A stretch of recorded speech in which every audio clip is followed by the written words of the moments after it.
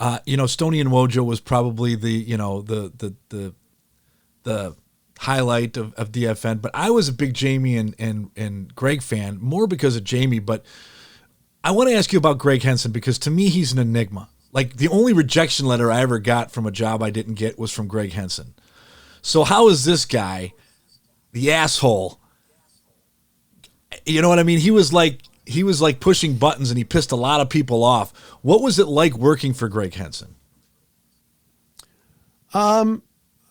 This is interesting. I don't want to put you in a bad spot if it's not good. Okay. We can cut this out, man. Ron, I don't asked want me to be on the show. I'm not going to hold back. Go ahead. We don't speak. We haven't spoken in years. Gregg is a very good programmer. Was one of the best I ever worked for. I don't know. I don't know how to answer this question. I'm going to try to be I didn't know that. I can cut this out, man. I don't want to do not cut it out. Okay. You asked the question. I told you when you emailed me I'm going to say something. Okay. Excellent programmer. That show was really, really funny. Those guys were polar opposites, like you said. Jamie was the liberal from the West Coast. Gregg was a conservative from the Midwest, but it worked. That show was excellent. Those guys had their moments off air, certainly. They were never best friends. Stoney and Wojo really hung out a lot. They would go to dinner after the show. They were closer from a personal standpoint than certainly Jamie and Gregg. Henson, to me, when he hired me and brought me in, he let me be me. He did. I can't really say anything bad about the past.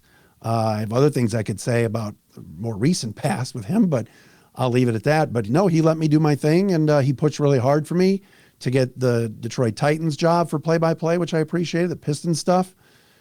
He was all over it. Like, hey, you want to do an hour and a half after a West Coast game? Are you sure? I said, yes. That was good to go. And so, like I said, the Jamie and Gregg show, all those shows, like, it was innovative. They used drops. They had fun. They did a lot of guide talk. When DFN was really clicking, there were days that there wasn't much sports going on, and all of the shows had full phone lines and had fun, and it wasn't necessarily always about sports. And Gregg recognized that. Rona, the program director after him, recognized that. And they realized, hey, let's make this more of a guy talk station. And it became a fraternity.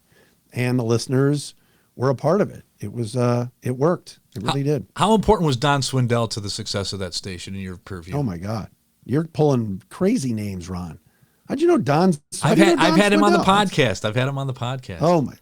I don't know how Don is doing. I wish I could see him and talk to him. I would love to.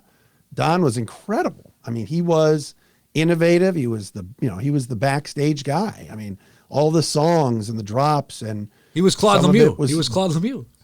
Yeah. I mean, he was the voice of Claude Lemieux, and gosh, you're taking me way back. He was amazing. He was, he was a different bird for sure. He wore his black coat and black pants every day. I mean, it could have been 90 degrees in the summer, and he's walking in his all black gear. And, but you had to have those underrated behind the scenes guys, and production to make it sound good. And Don was a genius.